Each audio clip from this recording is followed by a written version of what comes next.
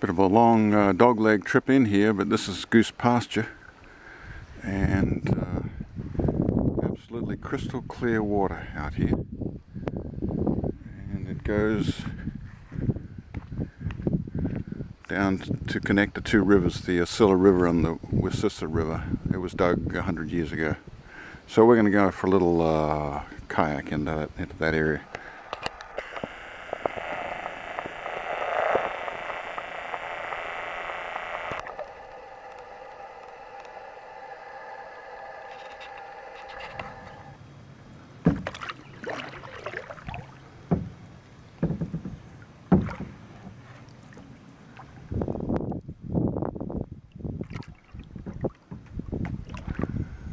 This is where the river goes underground.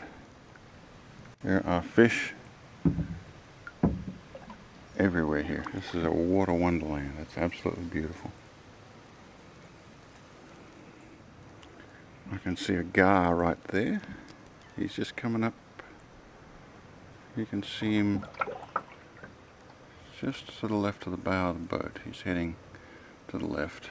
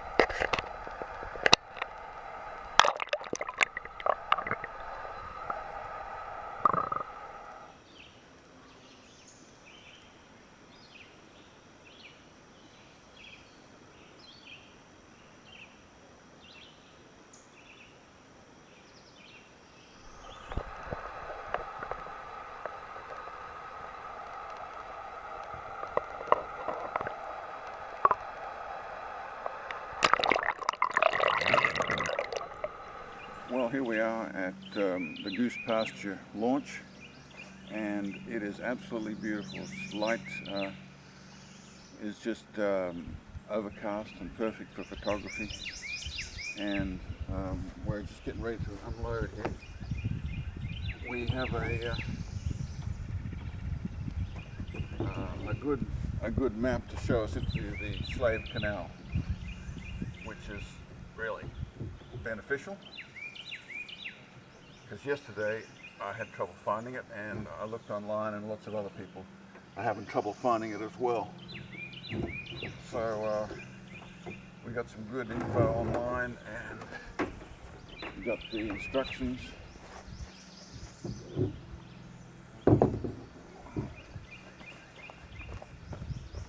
As to how to find the thing. It's buried in amongst some marsh, and then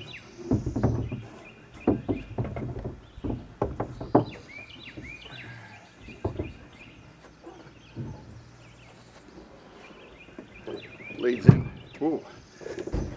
in to the Slave Canal. One thing that's very nice to have is an underwater housing for your camera, and they make these for most of the modern point and shoot digital cameras. It has all the usual controls.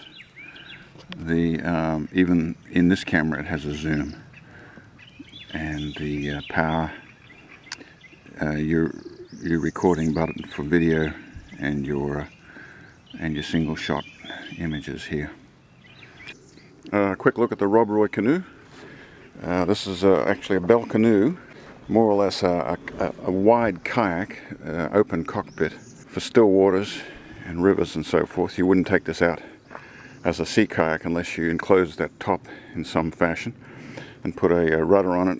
You could actually put a sail on this little baby, and that's what they did when the Lewis and Clark and other explorers crossed America, rivers, lakes and so forth. It's paddled with a double paddle, and it can pack a fair amount of volume and weight for long treks.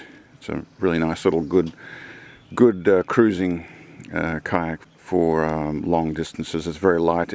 It's only 35 pounds, and being fiberglass, it's very efficient in its passage through the water. The hull design is a bell canoe hull design, and it's very nicely designed for hydrodynamics.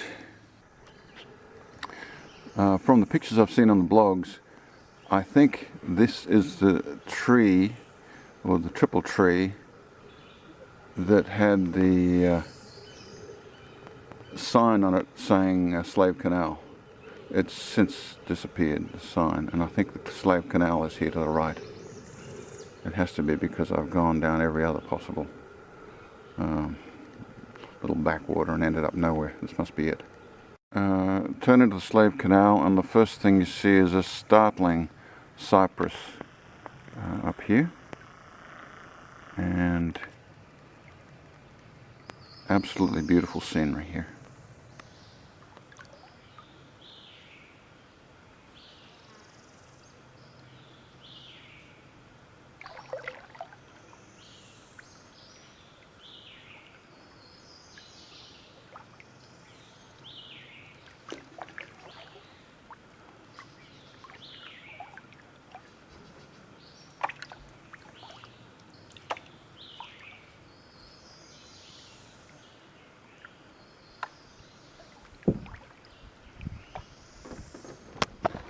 There's a lot of rocks here indicating the man-made operation. This is certainly part of the Slave Canal, or we're actually entering into it now, I guess.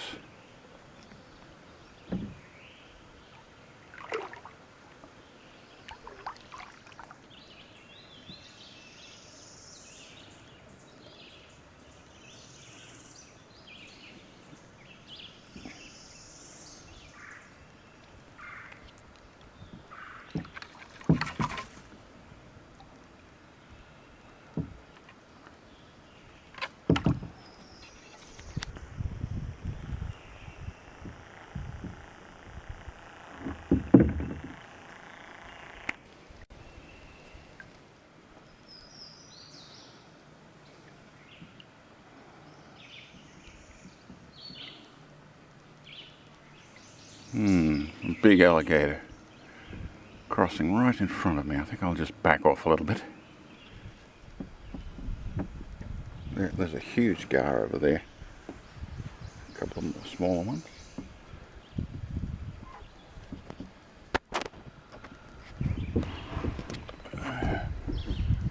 Big boy, I should have had my camera ready. This is a little stream that feeds into the Slave Canal, and beautiful big trees up there. It's right after the rock fall down here where the rocks are gathered, and I think we might be able to see that on the map when we come back later to see where we've actually been.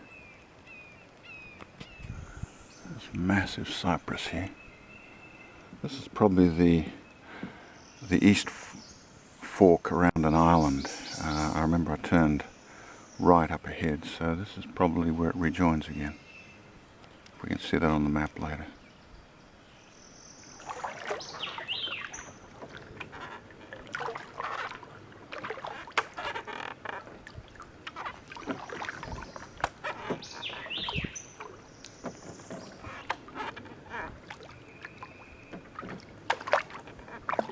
Look at that. There were just four of them just drifting along.